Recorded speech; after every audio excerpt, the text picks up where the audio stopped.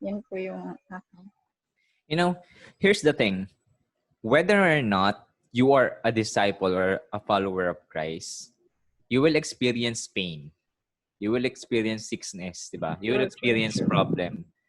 The only thing that is good about being a disciple of God or a follower of Jesus is that there's this assurance of joy at the end of those trials. Amen, amen. If you try to think of it, no one is safe. Nobody's safe in this pandemic right now. I mean, whether or not you're rich or you're poor or you're followers of Allah or Buddha or Jesus Christ, everybody is vulnerable. And we have to accept as a human or as a person that vulnerability, problems, sickness is part of life. And it is bound to happen, not just to us. So questioning God as to why things are happening is a wrong perspective or a wrong point of view in seeing such things, because whether or not, diba, whether or not you follow Christ or not, you will still experience these things. The only good thing about Jesus is that he's saying that you just have to ask, not really to expect that things will be on the better, but once you ask, you will receive. Amen. So that your joy may be complete. It's not an assurance that you will receive what you ask for. Okay? Amen. It's an assurance that you will receive something that will complete your joy. You see the pattern there. People think that when they pray to God response will be based on what they ask for. But in Jesus, that's not the case. Because if we are asking for something and then expecting that something to be such a specific thing, it may not be the thing that will give you joy. Have you ever experienced the fact that you bought something that you think you want, and then several days after, you realize that it's not really what you expect it to be? Mas umpisa lang siya. Yeah. Diba? Na parang akala nyo yun yung makakapagkumpleto ng joy or magiging masaya kayo dun sa binili nyo. But days after, parang hindi ito yung na-expect ko. Hindi, alam mo yan, hindi na fulfill nung bagay na yon yung joy na ine-expect mo sa kanya. Yung ganong klaseng part. It's the same thing with life. Sabi nga, paulit-ulit natin din discuss in the previous Bibles or life group natin na we don't really know what we are owed to pray to God. We don't really know what we are about to ask God. But still, we have to ask. Why? Because if you ask, you will receive something in the name of Christ that is bound to complete your joy. If you're anxious about anything, still ask to God. Diba? But do not expect that it's that specific thing na ibibigay sa'yo. Alam niyo yan? Yun yung papasok yung hope versus expectation thing na diniscuss natin in the past, wherein when we ask God, we became hopeful that whatever we ask for in His name will be given to us so that our joy will be complete. Amen. But yeah, I do agree with what Honey has said.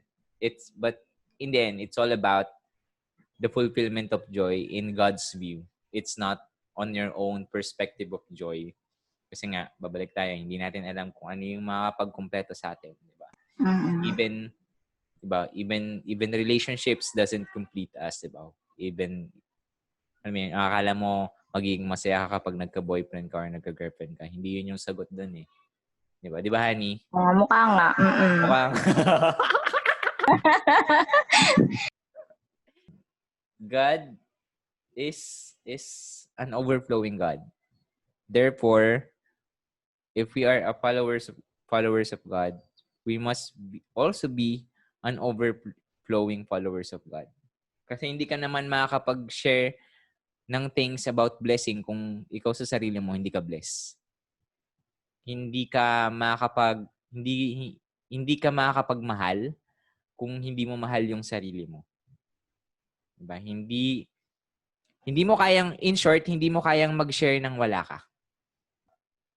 If you have this faith, God will prove to others that your faith to Him is real. If that's a genuine faith. Alam mo yan? Kung totoo yung faith mo kay God, kahit gaano kaliit yan, isusustain niya yan. Para mag-glorify siya sa ibang tao. Pero kung yung faith na yun is facade, maskara lang, it will not last long. Lalabas at lalabas na peke ka or fraud ka. Iba kasi pag kay God eh. Yun nga, babalik tayo dun sa concept ng overflowing God. You know, at the end of the day, babalik ako dun sa grace, sa provision ni God, that ang challenge kasi sa atin is when things are insufficient, God is sufficient. Amen. When things are lacking, God is fulfilling. Kapag naranasan mong kulang ka, dun ka dapat magbigay. Pag nararanasan mong, alam mo yun, kasi human nature na kapag wala na tayo, nagiging self-reliant tayo. Ngayon na nahihirapan kayo, ganun din, nagtitend tayo na mag-rely dun sa kaya natin or sa gusto natin or yun sa capacity natin sa kung anong meron tayo. Dahil kapag hindi ko ginawa to, wala kami kakainin. Kung hindi dahil sa akin, alam mo yan, yung ganong klaseng point of view. It's natural eh. Natural yung sa tao eh. Pero the more that you have nothing, the more that you have to rely on God. The more that you have to give. Naalala niyo yung babaeng balo? Yung freedom ba na hindi kayo na I know God will provide and this is not the limit of what I have. Yung ganong klaseng thinking na hindi lang ito yung meron akong Diyos. It's hard. It's kind of blow your mind in a perspective kasi hindi lahat kayang magbigay or hindi lahat willing magbigay or hindi lahat, alam mo yun, may motive na magbigay. Kasi na-expect natin pag nagbigay ka, kailangan ibalik mo yan. Di ba? Kailangan ibalik sa akin agad yan. Pero kapag kasi alam mo na in the first place na ibabalik ni God sa yun, hindi mo lang alam kung kailan. Di ba? Walang time frame kasi hindi naman time frame God yan. Marirelieve ka eh. Mas ma-appreciate mo si God, mas ma-appreciate mo yung ways ni God kung paano siya kumilos.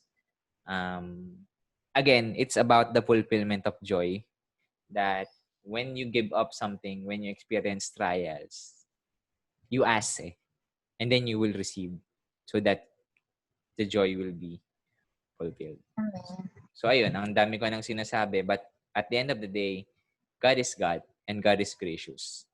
He will never let anyone from His flock to go hungry. Amen. Sabi nga sa Psalms chapter 23 verse 5, you prepare a table before me in the presence of my enemies. You anoint my head with oil, my cup overflows. Alam mo yun? Sinasabi ni God na in front of the enemies, hindi naman literal or spiritual enemies yan. Enemies natin yung sickness, enemies natin yung poverty, enemies natin yung insufficiency, enemies natin yung kawalan or yung gutom, yung enemy natin yun natural enemy natin yun But still, God has prepared the table. God has anointed you already. Diba? And God has prepared your cup to overflow. Diba? Bottomless yung cup mo, Brad. So, ba't ka matatakot isalin yun sa iba kung alam mo sa sarili mo na bottomless yun? Diba? Amen. Ayan, yun lang. Yun lang yung pinaka-point ko na God overflows our cup. So, we shouldn't be afraid that our cup will go empty if we give to others in spite of the situation right now. So, be a blessing. Be a blessing. Amen.